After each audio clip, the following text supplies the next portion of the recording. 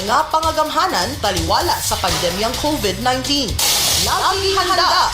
Mapaminaw matag Lunes hangtod Sabado alas 11 ngadto alas 12 sa kaugtuhon. Diri lamang sa RPN DXKD Dipolog 1053 kHz sa atong mga AM radio bands o sa RPN DXKD Dipolog sa Facebook account. Magkahiusa kita aron mapakgang ang pagkuyanap sa COVID-19. Lagi handa! Hatod ka nato sa Presidential Communications Operations Office kun PCOO. Hospital. This is part of a complete process, not just the kit, but also there would be a system and a process where they will be guided on how to use these kits. They will also be navigated on what facility they would need at that certain status of their illness. Sa home care package, agad na rin daw malalaman ang mga numerong maaring tawagan kagaya ng telemedicine hotlines, navigational triage system ng mga local government units at one hospital command.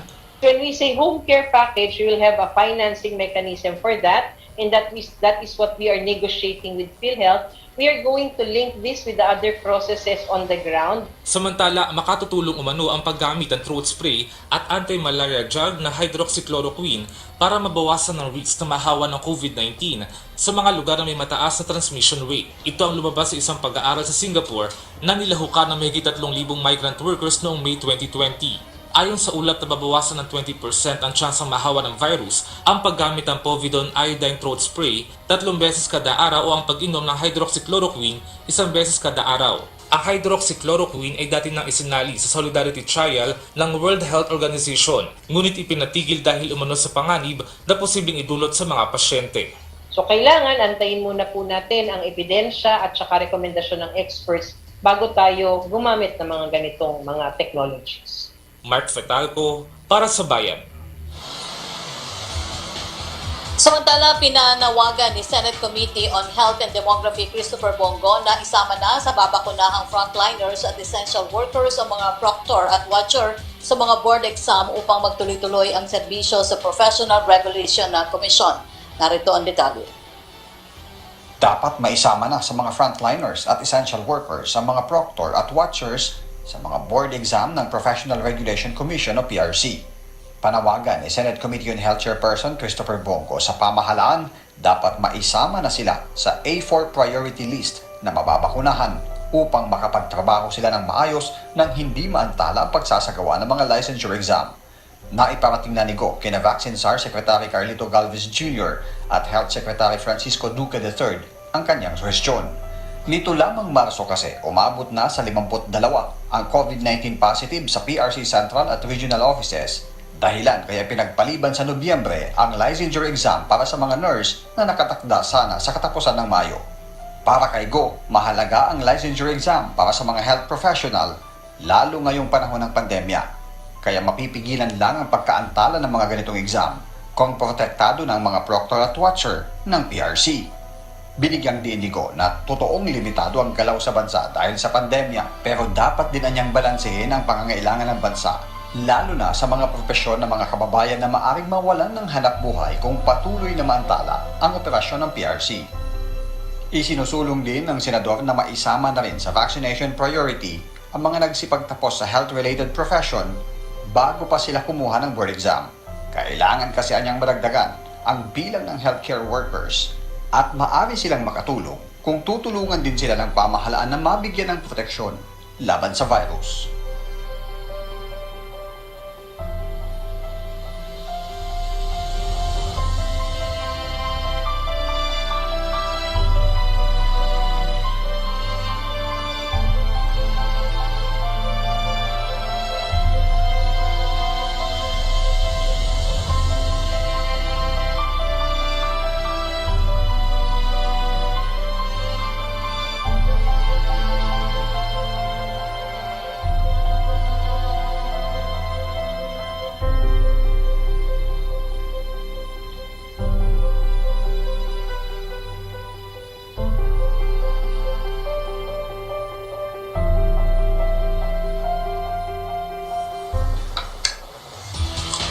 Samantala, sinuklian ng tanggapan ni Senator Bongo ng biyaya ang tapat na serbisyo at sakripisyo ng mga sundalo sa Camp General Manuel Yan Sr. sa Mawab, Davao de Oro. Maging ang mga residenteng nasunugan sa Cebu City at Pasay City ay hinatiran ng tulong ng kanyang outreach team. Narito po ang detalye. Kasabay ng isinagawang blood donation ng mga sundalo sa Camp General Manuel Yan Sr. sa Mawab, Davao de Oro, tumanggap din ng ayuda ang mga sundalong nag-donate ng kanilang dugo. Mula sa tanggapan ni Senador Christopher Bongo ang mga pinamahaging grocery pack, pagkain, vitamins, mask at face shield. Pinasalamatan ni Senador Go ang mga sundalo sa kanilang serbisyo at sakripisyo. Alam niyo po mga sundalo, kayo rin po ang mga frontliners sa panahong ito. Laki po ng tulong ninyo sa panahong ito at alam ko po malaki ang sakripisyo ninyo para sa ating mga kababayan. Sir Bong, ang 10th Infantry Aguila Division ay lagi nandito po para sa tunay na serbisyo, tunay na pagprotektar sa ating mga kababayan at higit sa lahat, tunay na pagmamahal sa ating mahal na bayang Pilipinas. Umabot sa 50 units of blood ang na-donate ng mga sundalo. 50 units of blood. So, ibig sabihin, 50 lives medicine. Of course, pinaka-thankful kita sa ato ang mga blood donors, our heroes. Samantala sa Cebu City, 44 na pamilyang nasunugan sa mga barangay ng Tisa, Calamba at Punta Princesa ang hinatiran ng tulong ng tanggapan ni Senador Go kamakailan. Isa sa mga natulungan, si Rica ng Barangay Tisa. Natrap kami sa sunog ng anak ko. Akala ko hindi yun lalaki kasi foam lang namin yung nasunog. Tapos hindi ko akalain na lumalaki na ang sunog. Masakit sir kasi wala kaming gamit na naisalba. Nakatanggap ako ng bike from Sir Bongo and mga groceries and Jollibee. Sa Pasay City naman, 74 na pamilyang nasunugan din ng bahay ang tumanggap ng tulong mula sa tanggapan ni Senador Go. Hindi ko makakalimutan nangyari sa buhay ko. Naawa po ako sa mga anak ko at ako. Senator Bongo, salamat po yung tinulong niyo sa amin. Sobrang hirap dahil wala po kami kahit anong gamit na nakuha. Sana po makaroon kami ngayon. Salamat po, Senator Bongo, sa mga tulong na binigay mo. Pagtitiyak naman ng senador sa kanila ang tulong ng pamahalaan para makabangon silang muli. Ang mahalaga niya ay ang kanilang buhay. Naintindihan ko naman po na panibago na naman tong disaster na dumating sa buhay natin. Hindi pa natapos yung pandemya, eto na naman sunog. Importante po, walang nasaktan. Ang iba't ibang ahensya ng pamahalaan ay mayroon ding nakahandang mga tulong sa mga nasunugan ng bahay.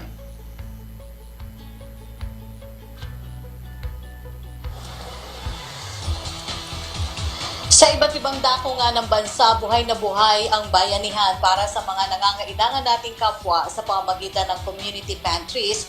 At isa po sa na-inspire na maglatag din ng ilang makakaing produkto para sa kanilang sitio ay ang 25 anyos na kabataan mula sa Naga, Camarines Sur. Muli po natin makakasama sa programa ang organizer ng Kararayan Community Pantry na si Marvin Clint Del Valle. Good morning muli sa iyo, Marvin. Good morning, Yusek Rocky. Oo, dapat kahapon pa kita nakausap, Marvin, paumanhin sa'yo, no? Pero Marvin, bakit mo naisipang magbuo ng sarili ninyong community pantry sa Barangay Kararayan sa Naga? At kumusta ba ang lagay ng mga kababayan natin dyan? Lahat naman po kasi ng community pantries na nagsulputan sa Pilipinas ay na-inspire doon sa Maginhawa Community Pantry na pinasimulan po ni Miss Ana Patricia noon. So in the same way, kami din po dito sa Kararayan, naisip namin na nakikita namin araw-araw na may mga kababayan kami dito na nangangailangan ng tulong na halos araw-araw ngayong nagsimula ngayong pandemya nung last year pa. Nakita namin ang pangangailangan ng tulong, mga tulong esensyal tulad ng pagkain, ng mga sanitary kits. No, kaya nagsimula din po kami dito sa may Kararayan sa mga iba't ibang sitio ng aming community pantry. Opo. Alam mo, Marvin, sinasabi natin talagang ang bayanihan, buhay na buhay sa atin. At ang palagian din natin sinasabi, ang kabataan. ang pag-asa ng bayan. So isa ka doon sa maituturing na gano'n, ano? So kwento mo naman sa amin, ano-ano yung mga goods at supply ang meron sa Kararayan Community Pantry? Marami mga nagpaang tulong. Yung mga tulong na palagi naming natatanggap ay yung mga gulay tulad ng talong, sayote, ikaw, tapos mga canned goods, instant noodle packs, tapos mga trays ng eggs po, at syempre po, mga bigas din po. Sa kabila po niyan, humingi din po tayo ng cash donations, tapos kami na rin po yung bumibili ng ibang goods na pwede natin ipamahagi sa kanila. And luckily po, may mga kapitbahay din kami na kapag nakikita nila na ongoing yung ating community pantry ay nagbabahagi rin sila ng tulong mula sa kanilang mga front yard ng mga gulay tulad ng kamatis at yung iba pang mga gulay na ready to harvest na sa kanilang mga backyard or front yard. Marami bang mga kumukuha ng kanilang pangangailangan at paano ninyo nasisiguro na yung pinakamahalaga, Marvin, na nasusunod yung minimum health standard? Okay po. Kami po, may mga nakalatag po kaming mga materials na kung saan pinapaalalahanan natin ang ating mga kababayan na magsuot ng face mask bago kumuha ng goods at gumamit ng alcohol na naka-display sa ating mesa at unti-unti rin po natin nire-remind na mag-social distancing kasi nung naglalagay na po kami ng community pantry, pag nababalitaan nila na meron kami doon sa lugar nila, dagsaan yung tao. At para makakuha po lahat ng mga kababayan natin, sinisiguro po namin na at least isang representative mula sa kada pamilya ang kukuha kasi nire-remind namin sila na maraming nangangailangan ng tulong. So as much as possible po, kung ano lang yung kailangan nila for that day, yun lang po yung kanilang dapat kunin. Marvin, dyan sa pantry na nilunsad mo, kasama mo ba ang mga kaibigan mo at ilang kayo dyan? Nag-start po kasi kami as 5 people po, mga kaibigan ko dito sa may subdivision namin. Tapos yung isa ko pong dating colleague sa Ateneo na isa ding student leader na si Angelo Espinosilya. Kami po yung nagtaguyod na mabuo itong community pantry at halos po mostly mga kabataan lang din po ang kasama namin at ang pinakabata po namin kasama ay isang grade 7 student na si Justin.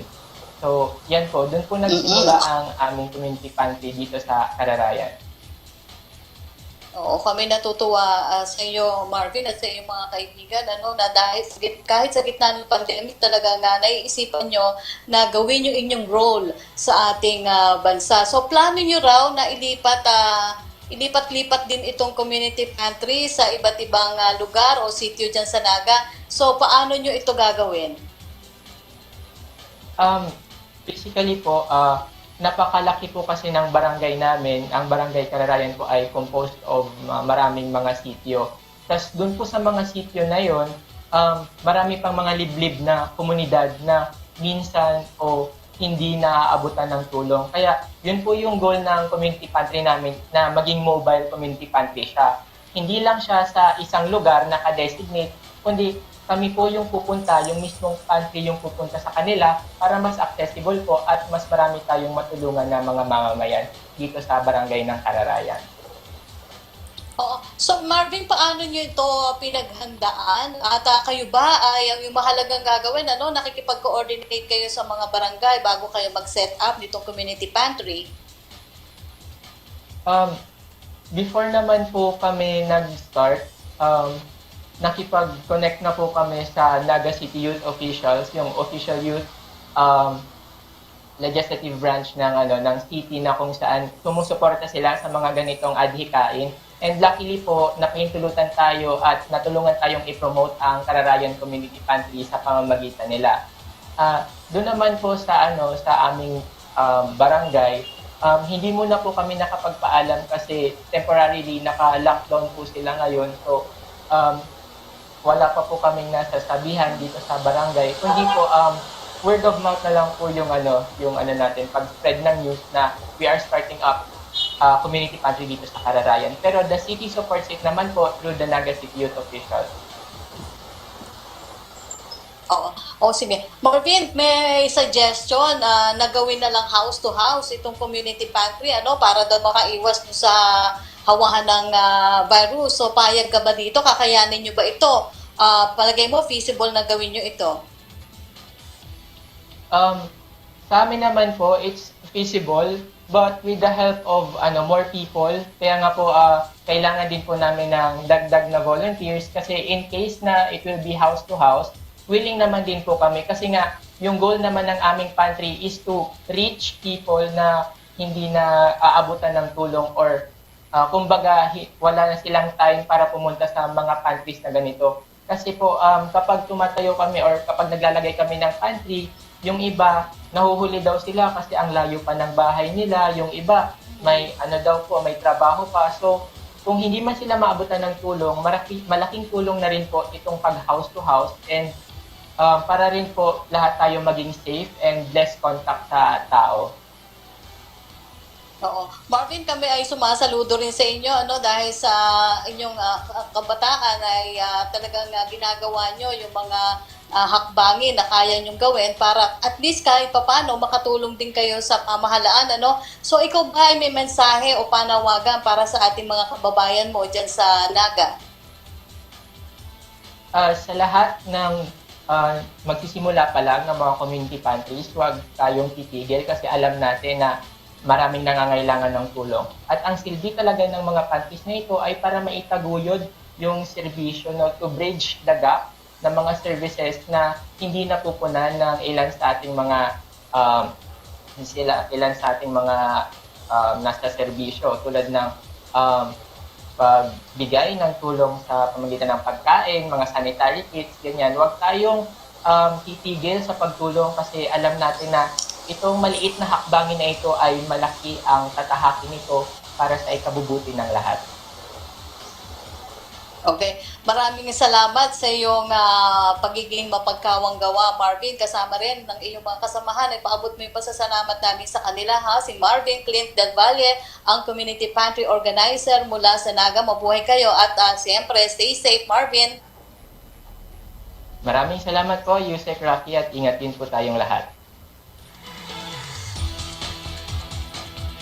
Dito naman po sa Pilipinas, pumalo na sa 1 milyon ang mga kumpirmadong kaso ng COVID-19 sa bansa matapos makapagtala ng 8,929 cases kahapon base po sa inilabas na datos ng Department of Health. 11,333 naman po ang mga nadagdag na gumaling at 70 po ang nasawi. Sa kasalukuyan, 914,952 na ang total recoveries at 16,853 naman ang total death tally. Patuloy naman pong bumababa ang mga aktibong kaso na ngayon ay nasa 74,623 na lamang. Isa po ang India sa mga bansang nakakaranas ngayon ng matinding surge ng COVID-19 infections. Nakakapagrehistro sila na higit 300,000 bagong kaso sa loob lamang po ng isang araw. At sa ngayon po ay nagkakaroon din ng mass cremations dahil sa dami na pumanaw sa sakit. Sa gitna ng krisis na ito, kumusta kaya ang kalagayan ng ating mga kababayan doon? Makikibalita po tayo kay Philippine Ambassador to India, Ramon Bagachinga Jr. Good morning po, Ambassador. Good morning, Yusek Rocky, at magandang umaga sa ating mga kababayan. Opo. Ambassador, ay tanong din ng ating kasama sa media na si Lanet Anti ng GMA News Online. Kumusta po daw ang kalagayan ng mga kababayan natin ngayon sa India? Nakikita namin kasi sa balita ang kalunos-lunos pong sitwasyon ngayon dyan. Well, Rocky, we only have about 2,000 Filipinos here, and 80% of them are housewives. So about less than 70 are OFWs, but these OFWs are in the managerial level and a few seafarers. And unfortunately, this last 48 hours, nakakuha kami ng balita na dalawa sa ating mga OFW, as I said, these are managerial level people that have passed away. So it's really bad here. But aside from this unfortunate circumstance, more or less karamihan naman sa kanila ay ayos at nagtutulungan naman ng mga Pilipino dito. Yun lang nasawi tayo nawalan tayo ng dalawa, and we're doing everything we can to help out with the remains and to help bring it there. But by and large, under the circumstances na napakahirap, maklase itong pandemic na ito, napakalungkot, okay naman at nagtutulungan ng ating mga kababayan dito. Opo, Ambassador, so ano po ang ginagawa daw ng ating embahada para maprotektahan at suportahan po yung ating mga Pilipinong naninirahan dyan at nagtatrabaho na rin po? Well, we're in constant communication with the PhilCom leaders here, no? Because India is big, it's scattered all over India. We have so many big cities here, Calcutta, Mumbai, Delhi, Chennai, Hyderabad, and Bangalore. Karamihan ng mga Pilipino nandiyan sa mga malalaking centers na yan. And we are in constant communication with them. Dito sa Delhi, we have given them the numbers of all the hospitals if in case there is an emergency. Although talaga nakakahirapan dito, talaga puno-puno ang mga ospital at mga ibang mga pasyente nga nasa labas na. And then we have lines na kinakailangan nila ng mga oxygen tanks, gamot. We have a support group helping each other out. That's the first line of support sa ating mga Filipino community dito. And tulungan, basically, bayanihan effort. Yun lang as I said, na malungkot na meron tayong dalawa na nawala. Otherwise, everything is okay. Opo, Ambassador, bukod po sa tayo po nalulungkot sa pagpanaw ng dalawang Pilipino dyan, ano po, pero meron pa po ba kayong bilang o datos ng Pilipino na ngayon po ay tinamaan ng COVID? Yes, we have the data on that. So far naman, may mga ilan, I would say about 20 na tinamaan na nakarehistro sa atin dito sa embassy, and regular naman ang communication namin sa kanila at kung anong tulong ang kinakailangan nila. Dahil lockdown din dito ngayon, hindi rin makakalabas. So yung mga basic necessities na pangangailangan, pati mga gamot, we are working out that we can supply them all these basic requirements. No? Kaya maingat din kami dahil lockdown dito, hindi naman pwedeng basta-basta lumabas. At napaka-virulent, napakalakas, nakakahawa itong tinatawag na double mutant strain. Kaya ingat din kaming umikot. At hanggat maaari, puro karamihan sinasabi namin sa kanila, mag-online purchases at order na lang. And we just find a way to provide them the funds. So we are in constant communication with them. And we do whatever we can under the circumstances to provide support and assistance. Opo, Ambassador, itong 20 po na ito, kumusta po ang kanilang sitwasyon? Sila po ba ay nagpapagaling? Paano po? Kumusta po sila? Well, lahat sila confined, no? Isolated. And after the test, it turns out to be positive. They are isolated. And we communicate through social media or cell phones, and then they just tell us what they need. And then we find a way to bring it to their doorsteps, no? Dahil dapat walang face-to-face hanggat maaari. So ang sistema dito, iiwan lang sa labas ng pintuan, yung mga pangangailangan, mga gamot, etc. And that's what usually is happening right now. This is in Delhi. In other parts of India, so far, wala naman problema. Itong dalawang nawala ang nasawi, napakabilis eh. 23 lang na balitaan namin, 26 wala na. No? So it's really very, very fast. And parang traidor talaga itong virus na ito. And not only with us, but other embassies and other ang buong India ay naghihirap dahil dito sa pangyayari na ito. Opo, Ambassador, kasi meron din po kasi report na pinag-aaralan din po ng Pilipinas kung magkakaroon po ba ng travel ban papunta dyan sa India. Sinasabi naman po na wala naman po tayong direct flight. Ano po ang komento nyo dito? Well, yeah, totoo yun. Wala naman direct flight since about 9 years ago. And even if we don't have announced a travel ban, all flights that dadaanan na papunta Pilipinas, dadaanan Middle East yan, Sa ngayon, ang flights to the Middle East, pinagbabawal ang Indian passengers or passengers coming from India. So hindi rin makakaalis ang mga kababayan natin or even other people to go to the Philippines dahil banned nga sila bumiyahe via UAE. So if in case itutuloy yan, we leave it up to the wisdom of our scientists and our health officials there in Manila if they will have a temporary ban. Because other countries have already announced the temporary ban of Indians going to their country. So if in case that happens, I leave it up to the experts in Manila to do so. But we just give our reports to Manila that this very, very serious here.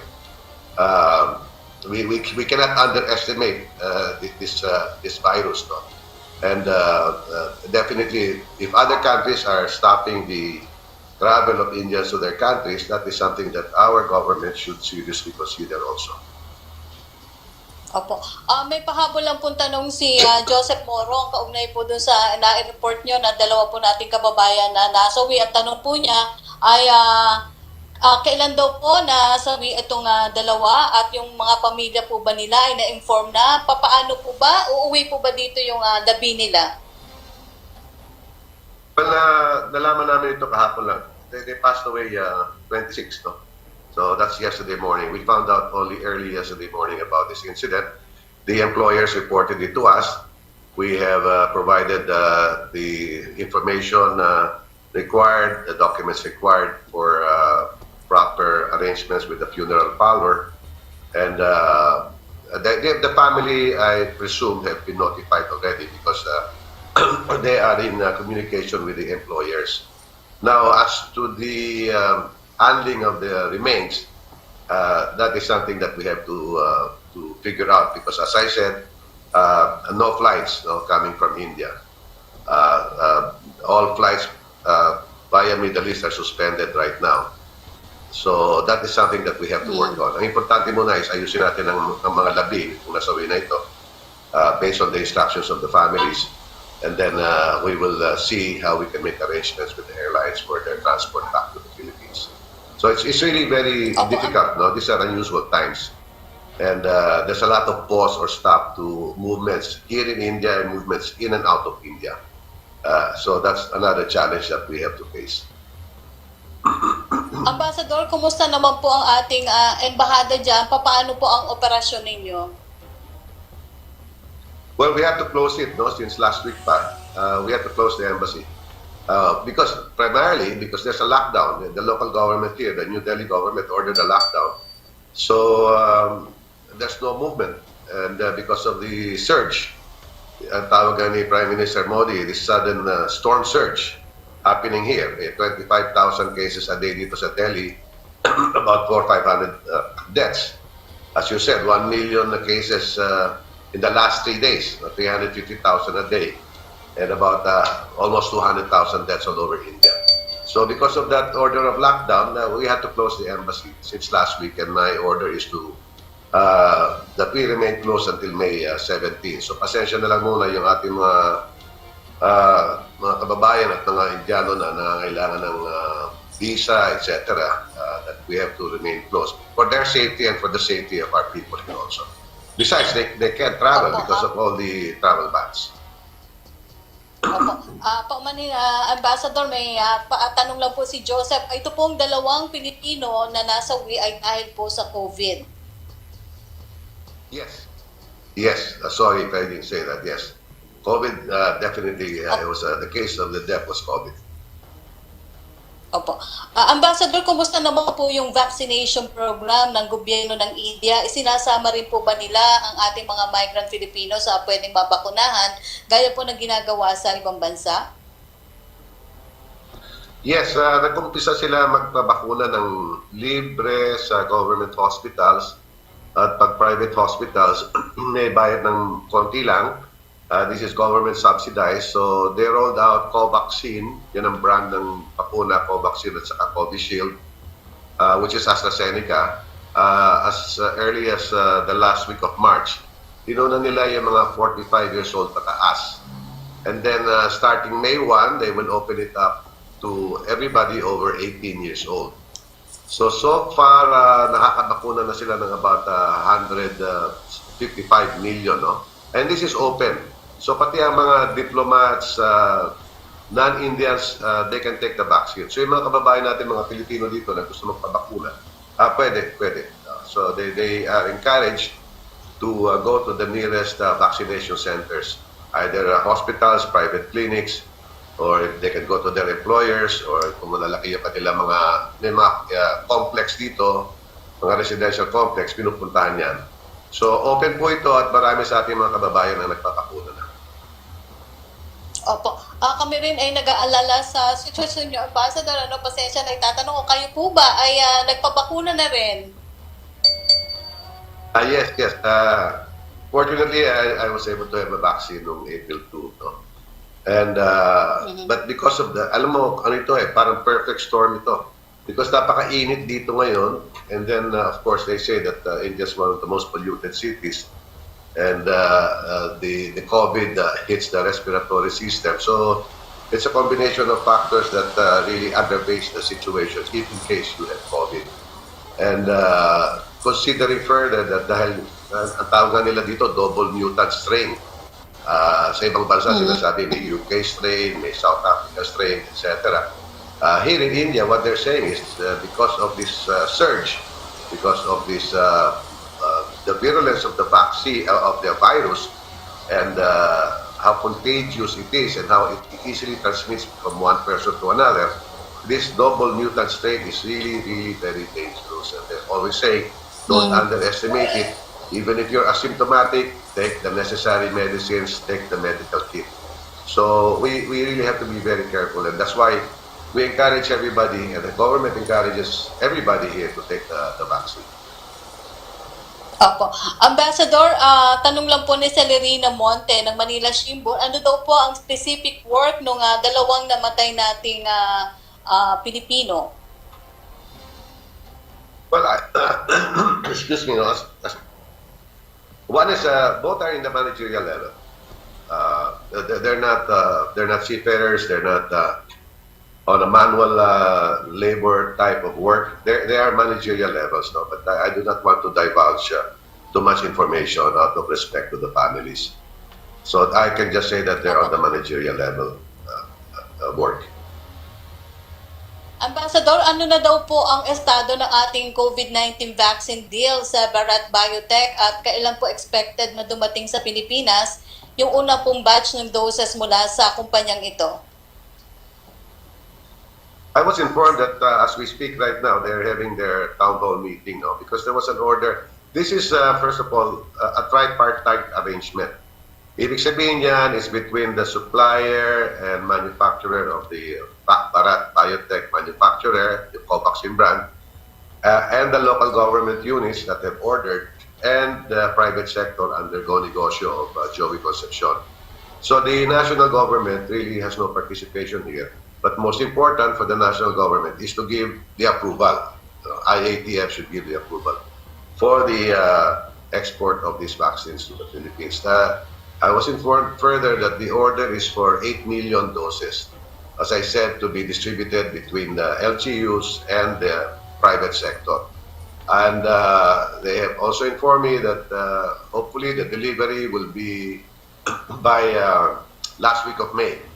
Papasalamat tayo sa FDA na, as you said earlier, that it was one of the 6 that was given the EUA. So they can distribute it, but I think another hurdle that they have to face is the approval from the DOF on the pricing scheme. Alam mo, this was ordered before pa all these problems we have now in India, no? So napakamurang nakuha yan. And then with these cases here, nag-alala ang India, baka kulangin sila because they were one of the first countries that donated vaccines all over the world. I think they donated about 50 million plus. And because of that, in order ng Indian government to double the production of Bharat Biotech and Serum Institute. So kung dati ang Bharat nag-manufacture ng 12 million, ngayon 10 million na a month. Ang Serum Institute up to 17 million a month. So yung 8 million na darating dyan, hopefully by the end of the month, committed na yan. Sa ngayon, because of the demand, pinayagan na ng India pumasok ang Sputnik, and they had given a price suggestion sa mga vaccines. No? Like, for example, ang Bharat can only sell from $15 to $20 for export per dose. And I think the distributors there was able to buy it at a very cheap, cheaper than $15. So it is affordable, it is adequate and available. So I hope that we get through all the regulatory approvals so that it can be rolled out, it can be shipped, and it can be there by the end of the month. Yung ano naman, yung sa Serum Institute, pumunta dito si Galvez last month, no, March 9 to 12, and he talked with Serum Institute of India. This is one of the largest manufacturers of vaccine throughout the world. And they were able to arrange the sale of about 30 million doses of Novavax. This Novavax is a company based in the US. They gave the manufacturing rights to Serum Institute, and I think the brand will be called Covavax. So if everything goes well, 30 million yan that the Philippine government is buying, and hopefully by September this year, dadating yan. So that's 30 million and possibly a few other millions for the private sector. So in summary, we will have 8 million by the end of next month in a vaccine, private sector LGU supported, and then by September we will have Covavax, that's the brand, Covavax, that was purchased by the national government with Serum Institute of India. And after that, we can order some more if there is a need for it. Kami po ay nagpapasalamat sa inyong panahon, Philippine Ambassador to India, Ramon Bagaching. Ingat po kayo, Ambassador. Salamat, Rocky. And of course, personally, I'd like to extend my condolences and prayers to the demise of my friend Wency Andanar. So please extend my condolences to Secretary Andanar. And kung kayo mag-adala, si President Duterte po ay nakahanda ng sumulat kay Prime Minister Modi, nakikiisa, a letter of support and solidarity with the government of India and the people of India on what is happening here. And we are doing our best really to make sure that every Filipino that has a problem will be assisted by your Philippine Embassy at the best that we can. Ang order sa amin ni Secretary Locsin is 24/7 ang aming trabaho. Although lockdown dito at saka saradong embassy, we have to provide the service to our kababayan here. So maraming salamat, Rocky, sa pagkakataon na ito at mag-ingat po din kayo dyan. Maraming salamat po, Ambassador Ramon Bagaching Jr. Para po mas marami pang maabot ng tulong at matiyak na maipatutupad ang health protocol, simula ngayong araw po ay magsisilbi na lamang drop-off center ng mga donasyon ang Maginhawa Community Pantry. Ayon po sa anunsyo ng organizers nito, ipapadala ang mga donasyon sa iba't ibang mga barangay at pantry sa Quezon City. Ang detalye mula kay Crystal. Yusek Rocky, simula ngayong araw ay wala nang pipila dito sa main community pantry sa Maginhawa Street, Barangay Teachers Village East.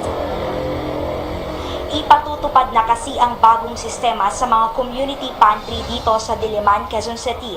Base sa naging pagpupulong na natapos kanina lamang, epektibo bukas, magsisilbi na lamang itong drop-off point o lugar na tatanggap ng mga donasyon at ang mga pagkain tulad ng delata at noodles, sabon at iba pang goods kasi ay ipamamahagi na sa mas organisadong paraan. Mula rito sa Barangay Teachers Village East, kukunin ang mga naturang donasyon ng mga volunteer at ibibigay sa 15 maliliit na community pantry dito sa Quezon City. Sa ganitong paraan, Yusek Rocky, ay mas mailalapit sa ating mga kababayan ang mga libreng pagkain at maiwasan din ang mahaba at pagkukumpulan na sa pila na konsiderasyon, Yusek Rocky, sa mga buntis at matatanda. Samantala, ang mga perishable goods naman tulad ng mga gulay ay sa Claret Church dadalhin at ipamamahagi. Kanina napagdesisyonan din na magkakaroon ng unified operating hours sa lahat ng community pantry mula 7:30 a.m. hanggang 12 noon. Ito raw ay para maiwasan yung pantry hopping o yung pagpunta ng mga tao sa iba't ibang pantry. At napagdesisyonan din ng ilang organizer na magtakda ng limit sa mga pupunta. Halimbawa, sa Maharlika Pantry, first 300 lamang. Ibig sabihin, first come, first serve. May ilang organizer din na nagtakda lamang ng priority list. Halimbawa, mga matatanda, may mga kapansanan at buntis ang uunahin. Sa Cruz na Ligas, bukas, mga freelancer yung bibigyan ng mga ayuda. Samantalang umaasa naman ang organizer ng maginhawak community pantry na si Patricia Non na mamamayani pa rin ang diwa ng bayanihan kasabay ng pagsasaalang-alang ng ating kalusugan ngayong may COVID-19 pandemic. At paalala na lamang sa mga pupunta ay panatilihin ang health protocol sumunod sa pagsusuot ng face mask, face shield at social distancing. Yusuf Rocky. Okay, maraming salamat sa iyong report, Laisel Pardilla. Puntahan naman po natin ang mga balitang nakalap ng ating mga kasamahan mula sa Philippine Broadcasting Service. Ihahatid yan ni Ria Arevalo ng PBS Radyo Pilipinas. Rocky. Para sa ating mga balita, bilang ng mga nabakunahang healthcare workers na nasa Priority Group A1 umabot na sa 46,532 o 59%. Habang ang bilang ng mga nabakunahang senior citizens na nasa Priority Group A2 ay nasa 3,767 sa Rehiyon 1. Ang detalye ng balitang yan mula kay Grace Acuar ng Tayo. COVID Radio. Hashtag Laging Handa Radyo Pilipinas Special Coverage. Umabot na sa 46,532 healthcare workers o 59% ang bilang naman na bakunahan kontra COVID-19 mula sa target na 79,000 healthcare workers sa Rehiyon 1 na nasa Priority Group A1. Sa panayam kay Dr. Will Bubis, ang Medical Officer 4 at Focal Person ng DOH Center for Health Development 1, ang huling dumating na 4th batch na 30,000 dose ng Sinovac vaccine ay ginamit sa nalalabing bilang ng mga hindi pa nabakunahang healthcare workers habang ibang natira sa alokasyon ay nilaan sa mga senior citizens na nasa Master Listed Eligible Population Priority Group A2. Sa ngayon aniya, nasa 3,767 na ang bilang ng mga senior citizens na nabakunahan ng first dose ng Sinovac vaccine mula sa target na 575,670 per senior citizens sa Rehiyon 1.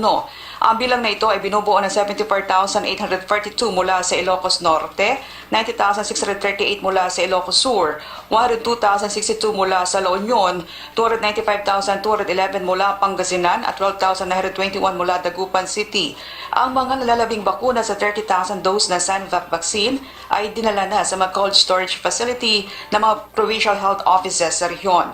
Idinagdag pa ni Bubis na sa ngayon ay bumaba na rin ang bed occupancy rate ng mga ospital sa Rehiyon 1 kung saan dati ay nasa 50%, ngayon ay nasa 42% na lamang dahil marami na rin naka-recover na pasyente na tinamaan ng COVID-19.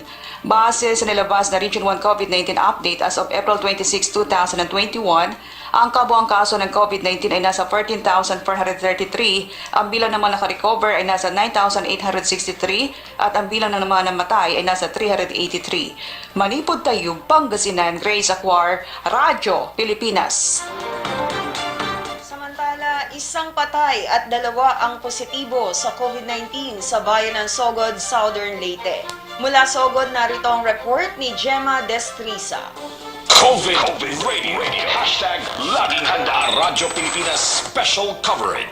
Isang 58 years old na lalaki ang namatay dahil sa COVID-19 sa Sogod District Hospital dito sa Sogod, Southern Leyte at may dalawa pang pasyente nito na nagpositibo.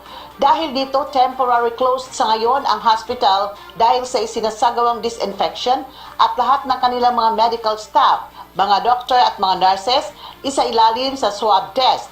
Kahapon, inumpisahan na ang pag-disinfect at lahat ng mga pasyente ay pinalabas muna.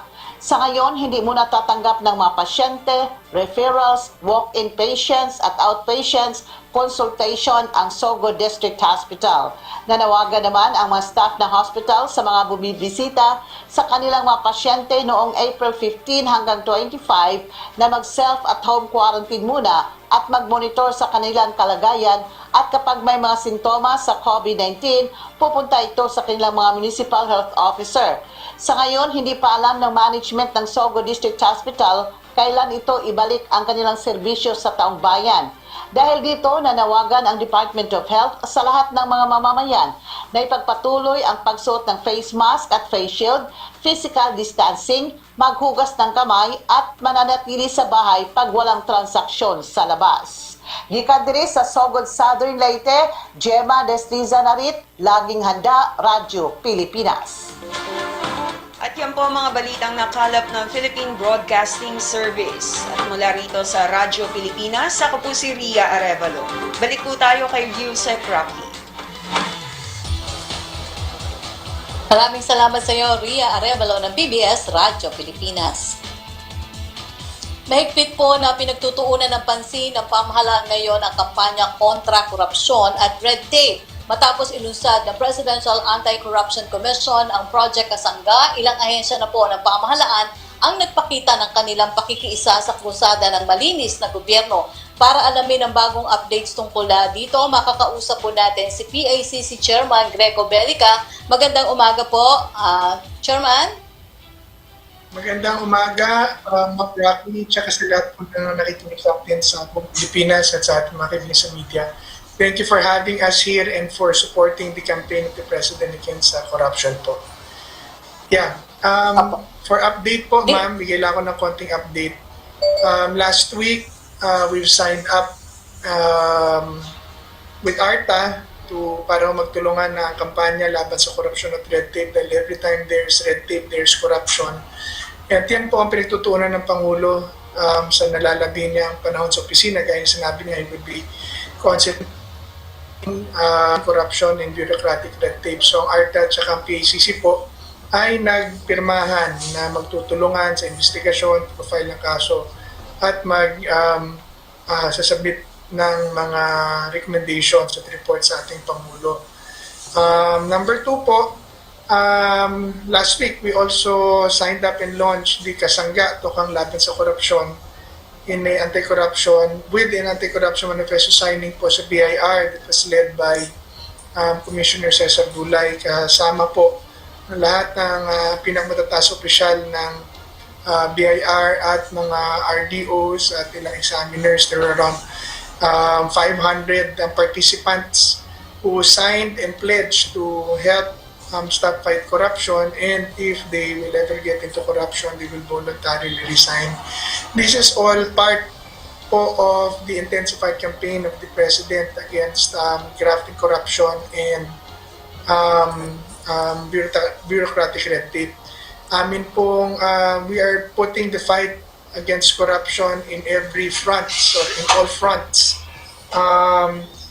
through the by putting in the command groups and command centers para po mabilis na ma-actionan, ma-respondehan ang mga reports on corruption.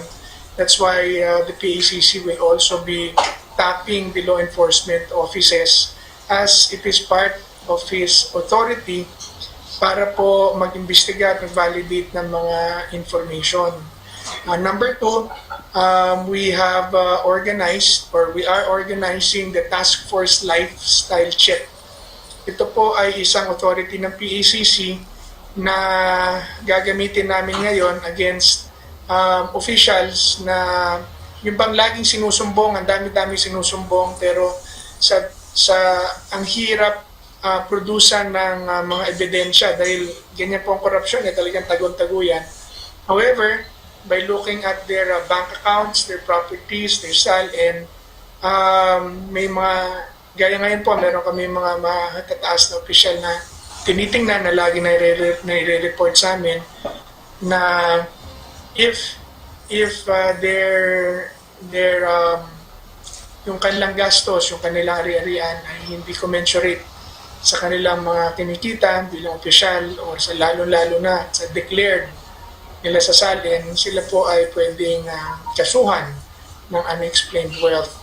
So, and lastly, inaabangan lang po namin ang muling pagbabalik or pagbubukas ng ombudsman dahil nag-lockdown po ang ombudsman dahil marami po at ang tinamaan ng COVID doon. At kami po ay nakahanda ng magsampa ng kaso laban sa opisyal ng gobyerno, presidential appointee. Meron itong kaso isasampa namin hopefully next week pag open po ng ombudsman ay involves hundreds of millions of pesos. So it's $1 billion industry actually na because of corruption, taxes are lost sa ating pamahalaan na pwede sanang ibigay for COVID response ayuda, pero because of greed and yung mga opisyal ba na gustong pumarte and kinokontrol at hinaharang yung mga aplikante, we were losing it. And gitna sa pandemya ngayon, ang dami naghihirap ng tao. This shouldn't be happening. So we will be filing that case by next week. So it's an undersecretary that is, it's an assistant secretary that is involved, and regional officers for next week. Naabangan lang po namin na pagbubukas ng ombudsman and we will be filing the cases po. Opo. Nabanggit nyo, may isa po ba undersecretary at mga regional directors, sir? I think it's an assistant secretary at saka isa pong regional director. Assistant secretary, hindi pa siya USEC. So assistant secretary. Opo. Tapos merong mga several undersecretaries na right now is undergoing lifestyle check. Again, Ma'am Rocky, this is the result of the intensified campaign of the President against corruption na amin pong pinatutupad. We have already finished, by this week, we'll be finished with the Big Four, most notorious agencies. Big Three, tapos po yung tatlo, yung Bureau of Customs, DPWH, BIR last week. Today, tomorrow, DOTR po, nagkapasalamat ako si Secretary Tugade dahil mabalitaan niya po itong programa. Agad-agad nag-volunteer siya, so nandun pong LTO, LTFRB na maraming mga complaints dyan. Ang kanyang office ay nag-volunteer na to join the program CAPGAD. Tapos, hopefully by Friday, ang DOH and with its attached agency, kasama ng FDA at PhilHealth, will be signing up and launching this campaign doon sa kanilang pong lugar. Again, because of these efforts na ginagawa po ng ating pamahalaan ngayon, dumadami po ang mga magagandang kaso na report na dumarating po sa atin. Kaya ito nga po, sinasabi ko na mayroong mga reports na ang hirap kunan ng mga dokumento and evidence. So kaya po namin napagpasyahan na buuin yung task force on lifestyle check para dun po natin sila madadali.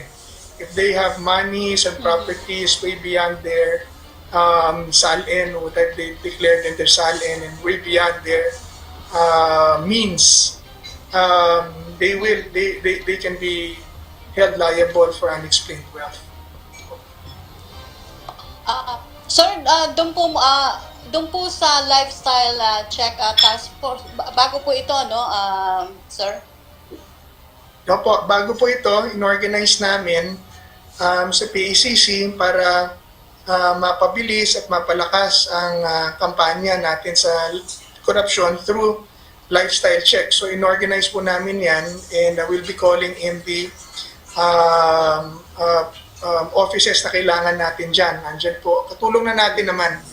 Pero para mas mabilis, we will organize this task force. Andyan po ang LTO, ang LRA, AMLAC, of course, nandyan po ang SEC, and other government agencies na merong mga public records ng mga opisyal ng gobyerno o trabahante ng gobyerno.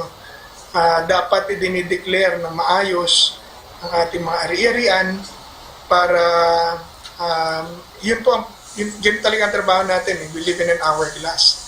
So violations of this, living beyond your means na hindi mo ma-explain, wala ka namang negosyong publiko na malaki, and yet you're spending like a millionaire, a billionaire, that is highly questionable. So if by evidence we can get, or by public records, we will be able to get na sobra-sobrang kotse mo, sabi mo isa lang, o dalawa lang, yung pala, ito sa garahe mo, ang dami-dami, or bumibili ka, hindi mo dinideclare, or meron kang mga deposito sa bangko na ginagawa na katakataka sa laki, o sobrang laki ng sweldo mo. So, kailangan mo ipaliwanag lahat yon. At pag hindi mo na ipaliwanag yon, unexplained wealth po yun, which is a violation of law. Opo. Sir, panghuli na lang po, sa kasalukuyan, ilang pong mga government official na ang iniimbestigahan at kinasuhan ng PACC patungkol pa rin po sa usapin ng korupsyon? I don't have the exact number right now. I'm sorry, no, pero medyo madami na po, pati ang mga nakasuhan. Maybe next week I'll give the exact number. Pati yung patanggal natin po ni-report sa Pangulo. But now, in the last phase of the campaign against corruption of the President, we will be concentrating on high-value targets. Ibig sabihin po, ito yung matataas na presidential appointees na hanggang ngayon ay pa rin tumigil sa korupsyon. Kaya nga po sinabi ko, pagbukas ng ombudsman, we will start filing cases dahil marami na po kami nakabangko, stacked up na po sa office, and every week we are planning to file cases and discuss to you in details pag ito po ay public record. Okay. Asahan po namin yan, Chairperson Greco. Kahit next week o sabihin nyo lang po sa amin para po malagay namin dito sa lagi. Nag-aabang lang talaga. Maraming salamat. Abang lang talaga kami sa pagbukas ng ombudsman, ma'am. Pero ready na lahat ng mga papeles namin. Okay, asahan po namin yan. Maraming salamat po sa inyong panahon. PACC Chairman Grego Bellica. Mabuhay po kayo, Chairman. Salamat po, Ma'am Rocky, sa inyong patuloy na suporta. God bless the Philippines. Salamat po. At dito po nagtatapos ang ating programa. Ako pong muli si Yusek Rocky Blasio na PCOO at ito po ang public briefing # Laging Handa PH. Kaya natin to. Kaya natin to.